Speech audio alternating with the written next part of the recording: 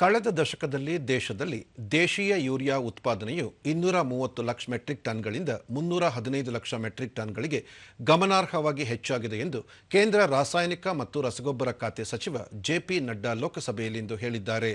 ಪ್ರಶ್ನೋತ್ತರ ಕಲಾಪದಲ್ಲಿ ಅವರು ರಸಗೊಬ್ಬರ ಉತ್ಪಾದನೆ ಹೆಚ್ಚಿಸಲು 2014ರಿಂದ ದೇಶದ ವಿವಿಧ ಸ್ಥಳಗಳಲ್ಲಿ ಹಲವಾರು ಹೊಸ ರಸಗೊಬ್ಬರ ಘಟಕಗಳನ್ನು ಸ್ಥಾಪಿಸಲಾಗಿದೆ. ಸ್ಥಿರ ಆಮದುಗಳನ್ನು ಖಚಿತಪಡಿಸಿಕೊಳ್ಳಲು ಭಾರತವು ವಿವಿಧ ದೇಶಗಳೊಂದಿಗೆ ದೀರ್ಘಾವಧಿಯ ಒಪ್ಪಂದಗಳ ಮೂಲಕ ತನ್ನ ರಸಗೊಬ್ಬರ ಪೂರೈಕೆ ಸರಪಳಿಯನ್ನು ಬಲಪಡಿಸುತ್ತಿದೆ ಎಂದರು. ಮಣ್ಣಿನ ಆರೋಗ್ಯ ಕಾರ್ಡ್ ಯೋಜನೆಯ ಮೂಲಕ ಮಣ್ಣು ಪರೀಕ್ಷೆ ಆಧಾರಿತ ರಸಗೊಬ್ಬರವನ್ನು ಸಕ್ರಿಯವಾಗಿ ಉತ್ತೇಜಿಸಲಾಗುತ್ತಿದೆ. ಸುಮಾರು 24 ಕೋಟಿ ಮಣ್ಣಿನ ಆರೋಗ್ಯ ಕಾರ್ಡ್ಗಳನ್ನು ರೈತರಿಗೆ ವಿತರಿಸಲಾಗಿದ್ದು, ಇದು ಅವರ ಮಣ್ಣು ಮತ್ತು ಬೆಳೆಗಳ ನಿರ್ದಿಷ್ಟ ಪೋಷಕಾಂಶಗಳ ಅವಶ್ಯಕತೆಗಳನ್ನು ಅರ್ಥ ಮಾಡಿಕೊಳ್ಳಲು ಅನುವು ಮಾಡಿಕೊಡುತ್ತದೆ ಎಂದು ಸಚಿವ ಜೆಪಿ ನಡ್ಡಾ ಹೇಳಿದರು. The production linked incentive scheme for pharmaceuticals and 15,000 crore rupees have been allocated for that. That promotes the high-value bulk drug parks, one in Andhra Pradesh, one in Gujarat and one in Himachal Pradesh, with a common infrastructure to see to it that that APIs are produced here in India. Here also I would like to say that we have also gone for anti-dumping safeguards by the DGTR, and the good news is that 190 plus APIs are now being manufactured domestically for the first time.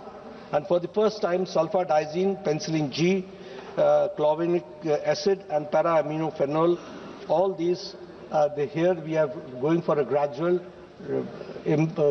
gradually decrease the import and increase the domestic production.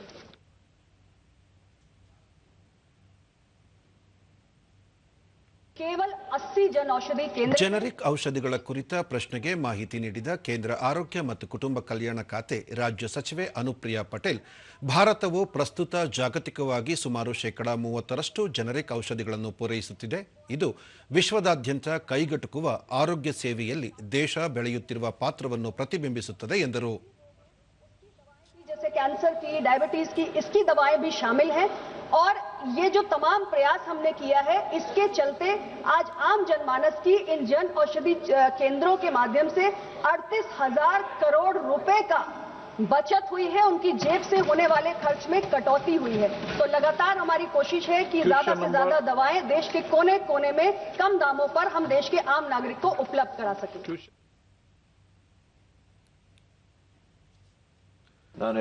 ಕನ್ನಡದಲ್ಲಿಯೇ ಮಾತನ್ನು ಆರಂಭಿಸಿದ ಸಂಸದ doctor K Sudhakar, ಕರ್ನಾಟಕದ ಬರಪೀಡಿತ ಜಿಲ್ಲೆಗಳಾದ ಚಿಕ್ಕಬಳ್ಳಾಪುರ, ಬೆಂಗಳೂರು ಗ್ರಾಮಾಂತರ, ಕೋಲಾರ ಹಾಗೂ ಕೆಲವು ಬಯಲುಸೀಮೆ ಜಿಲ್ಲೆಗಳ ಜನರಿಗೆ, ವಿಶೇಷವಾಗಿ ರೈತರಿಗೆ ಶಾಶ್ವತ ನೀರಾವರಿ ಸೌಲಭ್ಯ ಆಗಬೇಕಿದೆ.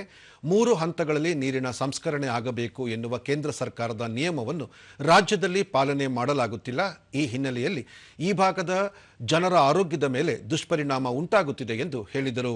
ಇದರ ಜೊತೆಗೆ ಎತ್ತಿನಹೊಳೆ ಯೋಜನೆಯನ್ನು ಆದಷ್ಟು ಬೇಗ ಮುಗಿಸಬೇಕು ಹಾಗೂ ಕೃಷ್ಣಾ ನದಿ ನೀರಿನ ಹಂಚಿಕೆಯನ್ನು ಈ ಬರಪೀಡಿತ ಜಿಲ್ಲೆಗಳಲ್ಲಿ ಹಂಚಿಕೆ ಮಾಡಿ 15 ಟಿಎಂಸಿ ನೀರನ್ನು ಈ ಭಾಗದ ಜನರಿಗೆ ನೀಡುವಂತೆ ಕ್ರಮ ತೆಗೆದುಕೊಳ್ಳಲು ಕೋರಿದರು. ನೀರು ಹರಿಸುವುದರಿಂದ ಆರೋಗ್ಯಗಳ ಮೇಲೆ ಇವತ್ತು ದುಷ್ಪರಿಣಾಮ ಬೀಳುತ್ತೆ ಅಂತ ಈಗಾಗಲೇ ಹೇಳಿದ್ದಾರೆ. ಹಾಗಾಗಿ ನಾನು 3 ವಿಷಯಗಳನ್ನು ಇವತ್ತು ಪ್ರಸ್ತಾಪ ಮಾಡ್ತೇನೆ. ವೈಜ್ಞಾನಿಕವಾಗಿ ಇವತ್ತಾಗಲೇ ಕೇಂದ್ರ ಸರ್ಕಾರ ಮಾರ್ಗಸೂಚಿಯನ್ನು ರೂಪಿಸಿದ್ದಾರೆ. 3 ಹಂತಗಳಲ್ಲಿ ಶುದ್ಧೀಕರಣ ಮಾಡಿದ ಮೇಲೆ ಇದನ್ನ ಮಾರ್ಗಸೂಚಿಯನ್ನು ಕೊಟ್ಟಿದ್ದಾರೆ. ಆ ಮಾರ್ಗಸೂಚಿಯನ್ನು ರಾಜ್ಯ ಸರ್ಕಾರ ಮಾಡಬೇಕು ಅಂತೇಳಿ ಆಗ್ರಹ ಮಾಡ್ತೇನೆ. ಅದೇ ರೀತಿ ಎತ್ತಿನಹೊಳೆ ಕಾಮಗಾರಿಯನ್ನ ಆದಷ್ಟು ಬೇಗ ಮುಗಿಸಬೇಕು ಅಂತ ಹೇಳ್ತೇನೆ. 3ನೇ ಪರಿಹಾರ, ಕೃಷ್ಣಾ ನದಿಯ ನೀರನ್ನ ಹಂಚಿಕೆ ಮಾಡಿ ಕನಿಷ್ಠ 15 ಟಿಎಂಸಿಗಳನ್ನ ಈ ಭಾಗದ ಜನರಿಗೆ ನೀರನ್ನು ಕೊಟ್ಟು ಇವತ್ತು ಕಾಪಾಡಬೇಕು ಅಂತೇಳಿ ಆಗ್ರಹವನ್ನು ಮಾಡ್ತೇನೆ.